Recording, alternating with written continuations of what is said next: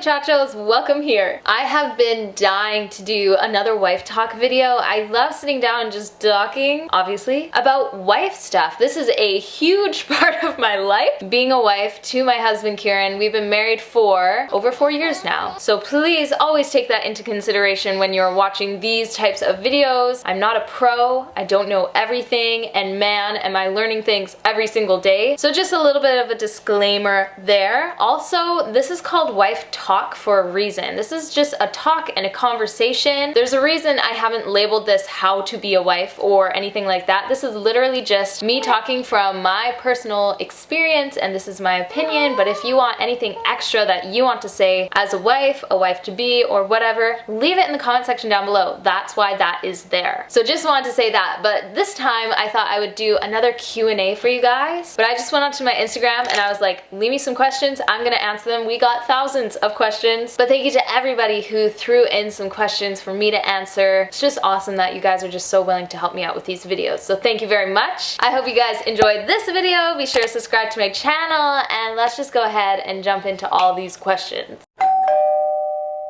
We got some sweet questions, but I gotta say, someone asked if me and Kieran...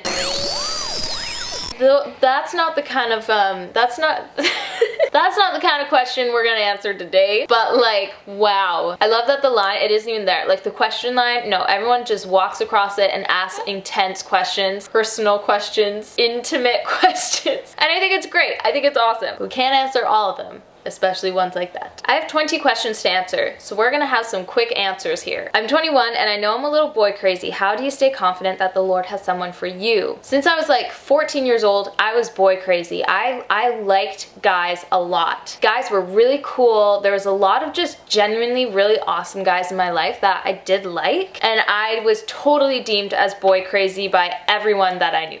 Being boy crazy is not a bad thing. A lot of people can think it's bad. I don't think it's bad at all. Just be smart about it. As for staying confident for whoever the Lord has for you, you almost answered your own question there. Knowing that the Lord has someone for you, knowing that His plan is ultimate and beautiful for you, we are to have confidence in that. How to stay there is just the realization of it. Realizing who the Lord is, how much He loves you as you are His precious daughter. That is a beautiful confidence that we can hold on to, and there's nothing wrong with a story slowly unraveling. Tips for being a good wife in the first few months with newborn for first-time moms. My husband has a very small amount of needs. Most men have actually a very small amount of needs. Top 2. What is the top 2 needs of your husband, and fulfill them as best as possible, even with a newborn. With a newborn, I was still able to make sure all of Kieran's laundry was done. That's a huge thing for Kieran, to know that he can wake up in the morning, and when he's going out to work, he knows that he has socks or underwear or his favorite work pants. Kieran just liked knowing that there are groceries in the house. So for me to go into the car and either go into the grocery store, you can have groceries delivered to your house now. Kieran just wanted to make sure that he had clean clothes and food to eat. That was a huge way that I was able to serve him as a new-time mom with Ivy. So just think of your husband, top 2 things that he really does need and appreciate,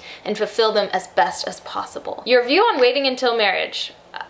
I loved it. It is so looked down on in today's day. I didn't feel like I was missing out on anything. My husband feels the exact same. It's a big gift I could give to him, and vice versa. I love saving myself for marriage. I don't regret it at all. Vasectomy or tubes tied in your guy's future? Yes. What if your hubby really wants another biological child? The thing is, Kieran knows all the reasons why I would not like to be pregnant again. It's just my last pregnancy was very painful, like bone-wise. And for doctors and chiropractor to tell me like, oh, your next pregnancy, you may need a cane, you know. For Kieran to have all that information, he's thinking in my best interest and saying, Sarah, I don't want you to get pregnant again. There's always other ways we can have more kids if that's what we would like to do. If there did come a point where Kieran was like, Sarah, I really want another kid, I'd be like, hey, let's do it. I'm not super against it. If I don't have to do it again, sweet. How do you do breastfeeding and try to feel connected to your husband? I don't know if that makes sense. I totally understand. Something weird about breastfeeding your kid and then your husband is kind of like cuddling into you and you're like, this is just weird. How do we stay connected? When I'm not breastfeeding and I'm able to, I'm connecting with Kieran. I'm not breastfeeding 24/7 right now, which is a huge blessing, but we do go through times where I'm just breastfeeding my face off and it's hard to really connect to Kieran. always stirring up conversation. I love breastfeeding and playing games with Kieran, like board games. But when I'm not breastfeeding, taking advantage of that time to connect with Kieran is how we stay connected. Is pretty simple. How to give 101% to hubby when I also work a full-time job and come home exhausted. Almost going like way back to one of my first questions, what are his top needs? Your husband doesn't notice the small things. Most husbands do not notice the small things. Most husbands don't even notice the big things until they're taken away from them. What is the top needs of your husband? Know what they are and fulfill 2 of them. Exhaustion, completely understand. I'm still breastfeeding my daughter through the night. I have 2 other little kids. I'm working pretty much full time as well. And a huge way that you can actually give 101% to your husband is thank him. Whatever he's doing, whether it's big or small, hey, thank you for doing this. Hey, I really appreciated how you did this today. This really made my day that much easier. I so love when you do this for me or the kids or whatever. Your husband gets so much respect and almost drive from words and phrases like that. And I encourage you to do that. It's a huge way to give to him. A lot of people ask me that. How does Kieran like my short hair? He loves it. Kieran thinks it's cool. He absolutely loves it. Please talk about roles at home or responsibilities that each one should have. I can't really say because a lot of people are different. Some moms go to work and the dads stay home, vice versa. I'll tell you just from me and Kieran, his responsibility is to take care of us. And how does Kieran take care of us? He provides money so we can live here, so we can have food, so we can have vehicles. He provides security through his work and just through his manner and way with me and the kids. And that's a lot of responsibility. Just in those 2 kind of things, that is a lot of responsibility. As for myself, my responsibility is the house and I'm gonna take care of it. And I have no problem with cleaning, fixing pipes, getting people in here to do stuff that maybe I can't do or Kieran can't do because he's busy. I take care of the house and Kieran takes care of everything else that kind of goes into the house. What is your favorite thing to do for your husband? God bless you. Love from Japan? What? Japan? That's crazy. My favorite thing to do for my husband is make him dinner. Absolute 110% favoriteest thing, and he appreciates it so deeply. Coming home to happy wife, happy kids, he's eating dinner and he knows we're gonna pack some of that dinner up. He's gonna have it at work tomorrow for his lunch. He loves that. Tons of people ask me this. How did you know that Kieran was the one? When I was a girl, being raised by my parents, I just saw a lot of things that my parents did, more specifically that my dad did, that I knew my future husband would have to kind of check off those boxes. My dad was a way with my mom that was really beautiful and touching to me, honestly, even as a young girl. And my dad raised me to the point where I would want to marry someone like him. Not exactly like him, but had a lot of characteristics. He fulfilled a lot of those empty boxes and checked them off. His personality also was just really intriguing and fun to me, and I thought this can work and this will work. And he asked me to marry him, which kind of really just sealed the deal that he was the one. How was the transition of being your husband's girlfriend, fiance, to becoming his wife? Okay, here's what I always thought. The girlfriend stage was kind of like the investigative stage. Almost, let's think about with school. When you're looking to go to like a college or a university, you're doing your investigative research. What does this school offer? What does this school do? The teachers, the curriculum, all of that. When I became his fiance, I was in the school itself. I was learning about different things and I was trying out different stuff. How is it gonna work through this? How is it gonna do this? It was preparing me for what was to come, which was marriage or graduation. I was now graduated and I was in the job that I trained for, and now that I was there, I got to put to use everything I learned from being a fiance and a girlfriend, and honestly, even like way prior to that, thanks to my parents. So the transition was kind of like that. How do you not take out your bad day or bad mood out on your husband? Because when Kieran comes home, he needs to come home and think,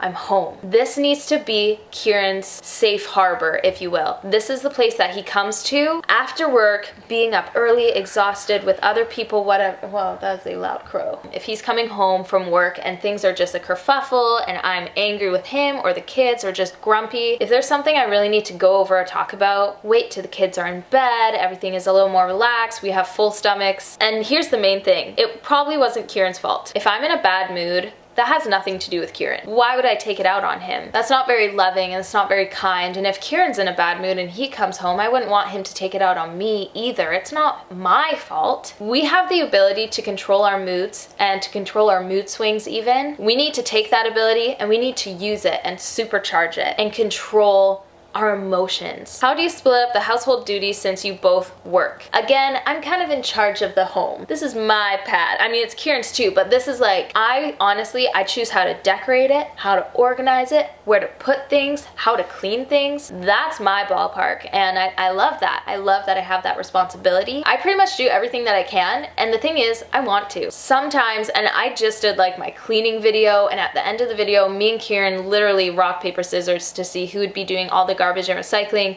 and who'd be doing the floors. Kieran is very willing to pitch in and help out when I need him to. So like seriously, I do everything. I do all the laundry, I do all the cleaning. Kieran will sometimes do the dishes here and there, but I'm happy to do pretty much everything. Okay, we're getting close. What can a wife do to make emotional connection between husband and wife better? That's a tricky one. For me and Kieran, when we're alone, we have sweet conversations, we watch really cool like movies or TV shows or whatever, and we're able to talk about those and laugh through them. We play board games, we cook together, we make cool stuff together. We really connect when we're almost away from everyone and everything and our kids, and it's just us. Conversation is huge. I feel like a lot of couples will spend their evenings together, but they're both on their phones, or one of them is doing work and the other one is reading or whatever. If you really want to connect, do stuff together. I think a good connection just starts with a good conversation. And I also just kind of want to reverberate again. Encourage your husband. Thank your husband. They just soak that up. They emotionally are really uplifted. Thank you so much for doing that. I know that you've been busy and all this stuff, but thank you for going ahead and doing that. Things like that, like seriously, your husband will die. Not literally. He'll just love it. He'll love that. Intimacy with 3 kids in a small house. How? We have 2, 22 months and 5 months, and it's hard. Yeah, it is. Guys, it's really hard. I am not an expert at this at all. A family of 5 in like 750 square feet is hard, let alone our intimate life. We don't even have our own bedroom, okay? Our bed is beside the kitchen. Scheduling is very helpful. Sometimes an early bedtime for the kids is great. Also kind of the idea, now or never, baby. Because there'll come a point where you're almost like, oh, we'll do it tonight, and then you push it. Oh, we'll do it tonight, and then you push it. And you just keep pushing it. Now or never, people. The hardest thing is just making it happen. But we shouldn't look at things and think, it's hard, I can't do it. We need to look at it and think, it's hard, I'm up for the challenge. 4 more questions. Who has the last word? Who has the right to make the final decision in your marriage? Kieran. And that's another thing. That's a huge reason why I married Kieran. I trust him. I trust his judgments, and I trust what he's going to say and decide on behalf of the family. Do you and Kay, I love that, do you and Kay make scheduled date nights? How often? I was just talking about this with my mother-in-law. Me and Kieran don't date enough, and it doesn't weigh on our relationship at all, but we just really love dating each other. Going on dates, you should just continually date your spouse. It's not just for when you're dating, it's for the rest of your life. You should always be dating. Me and Kieran don't date enough, and talking to my mother-in-law, she's like, no, I'll take the kids more often. Even my parents were like, we'll take the kids more often. We're very blessed to have people just all around us pitching in to make sure that me and Kieran have date nights more often. We would like to get onto more of a schedule. It's a little bit hard right now. How often? We'd like to go out at least once a month. How to wait patiently for the proposal when you know it's coming in a few months or 1 year. Drive the man crazy. No, I kind of remember when like that kind of 6 month period where I was really thinking, oh, I think Kieran's gonna propose like any day now. And I was like, I'm gonna drive him crazy until he does. And I'm pretty sure that helped just like pick up the pace and drive him crazy, just, you know, like talking about the future and things to look forward to and making goodbyes even harder, you know, like make those goodbyes like way more difficult. No, I'm just kidding. I'm kind of kidding, but I'm kind of not. How to be patient? You just have to be. Patience is not a feeling. I feel patient over this. It's not a feeling. I know this is gonna take a while. I'm gonna be patient. It's a decision. You have to try your very best and drive your man crazy and make him propose faster. Because I know it's a really hard waiting period. It's gonna come.